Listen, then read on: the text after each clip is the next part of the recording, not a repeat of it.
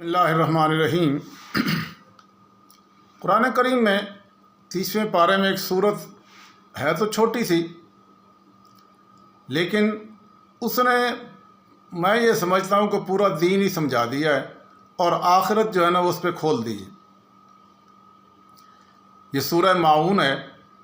جس کو بتایا کہ ارائیت الذی یکذب بالدین، کیا تم نے اس کو دیکھا ہے جو انصاف کے دن کو یعنی قیامت کے دن کو جھٹلاتا ہے۔ فذالک الذی یدع الیتیم، کہ وہ یتیم کو دھکے دیتا ہے۔ اس سے پتہ چلا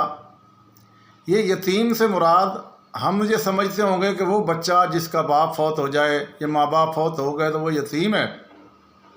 اس پر کوئی ظلم زیادتی کرنا بہت بڑا گناہ ہے۔ اس میں کوئی شک نہیں کہ ایسا یتیم بھی بہت ہی بیچارہ مظلوم ہوتا ہے، اس پر ظلم کرنا، اس کی زیادتی کرنا، اس کے ساتھ زیادتی کرنا، اس کا حق مار لینا، یہ بہت بڑا اور بہت بڑا گناہ ہے۔ یہ قیامت کے دن اس بندے کا بچنا بڑا مشکل ہے کہ وہ، کیونکہ یتیم نابالغ ہوتا ہے، چھوٹا ہوتا ہے، وہ معاف بھی کرے تو معاف نہیں ہو سکتا۔ لیکن صرف یہاں یتیم وہی نہیں ہے، یتیم چونکہ وہ کمزور ہے، معاشرے میں اس کا ماں باپ بھی نہیں ہے، کوئی اس کا والی وارث نہیں ہوتا، تو بندہ ہر بندہ اس پہ چڑھ دوڑتا ہے۔ تو اس سے مراد یہ ہے کہ ہر کمزور آدمی، صرف یتیم نہیں بلکہ ہر کمزور آدمی جس کا کوئی نہ ہو، یوں غریب آدمی ہے اور جس کا دل چاہے اس کو زیادتی کر لے، اس کے ساتھ ظلم کر لے، اس کا حق مار لے۔ عام طور پہ بڑے آدمی، بڑا آفیسر اپنے سے نیچے والا جو ہوتا ہے، ملازم ہوتا ہے، پی اے ہوتا ہے، اس کو مار دیتے ہیں۔ جس طرح پچھلے دنوں یہاں پہ وہ اخبارات میں ہم پڑھتے رہتے ہیں کہ جناب کسی کام کرنے والی بچی کو مارا انہوں نے، کبھی کس کے ساتھ ظلم کیا۔ تو یہ اس سے یتیم سے مراد ہر کمزور آدمی جو بندہ، اچھا یہ کون ظلم کرے گا؟ جس کو قرآن نے بتا ارائیت الذی یکذب بالدین، یعنی اس کا مطلب یہ ہے کہ آخرت کو صرف یہ کہہ کے جھٹلانا جی میں آخرت نہیں مانتا،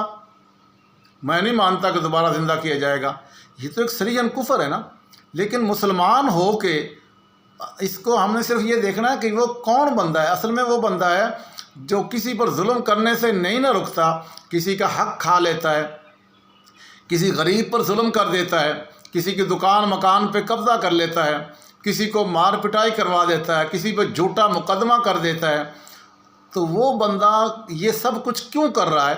اس لیے کہ اس کو پتہ ہے کہ اس کے ساتھ میں کروں گا تو میرا کوئی کیا بگاڑ لے گا۔ تو یہ بندہ آخرت کو نہیں مانتا۔ جو بندہ اس طرح ظلم کرے گا نا، کسی پہ بھی، کسی طرح بھی، وہ قریبی ہو، رشتہ دار ہو، پڑوسی ہو، کوئی بھی ہو، غیر مسلم بھی ہو، وہ کسی پہ بھی جب ظلم کرتا ہے تو وہ در حقیقت یہ سمجھتا ہے کہ مجھے کون ہے پوچھنے والا۔ اگر کسی کو آخرت کا یقین ہو، یہ جس کو اللہ کہتا ہے نا کیا تم نے اس کو دیکھا جو آخرت کو جھٹلاتا ہے انصاف کے دن کو، تو وہ جھٹلانے والا ہے جو کسی کمزور پر ظلم کر رہا ہے،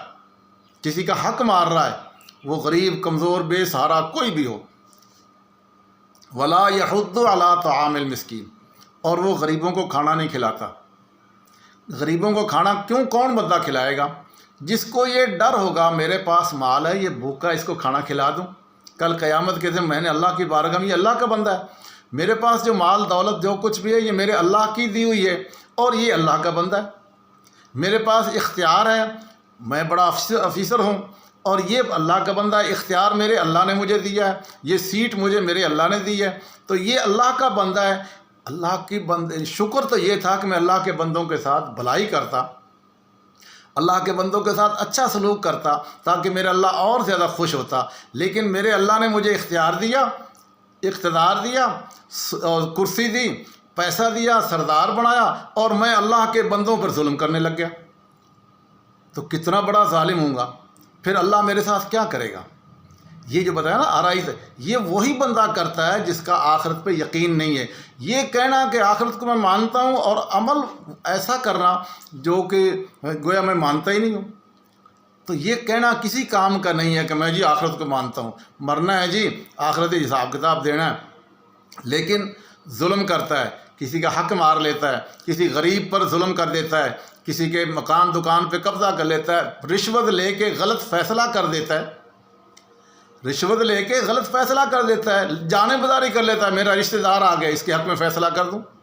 یہ اس طرح کی باتیں جو کچھ بھی کرتا ہے یہ وہی بندہ کرے گا جو آخرت کو نہیں مانتا۔ یہ قرآن کی آیت پڑھنے بار بار سننے کی ہے اور بار بار غور کرنے کی۔ سورہ معون 30ویں پارے میں ہر بچہ ہر بندہ جانتا ہے، نمازوں میں ہم پڑھتے ہیں، لیکن یہ قرآن جو ہمیں کہہ رہا ہے کیا میں اس طرح کا ہوں؟ تو اس لیے فرمایا ولا یحض علی طعام المسکین، آگے فرمایا ویل للمصلین، ویل ہے ان نمازیوں کے لیے، یعنی ایک بندہ نمازیں بھی پڑھتا ہے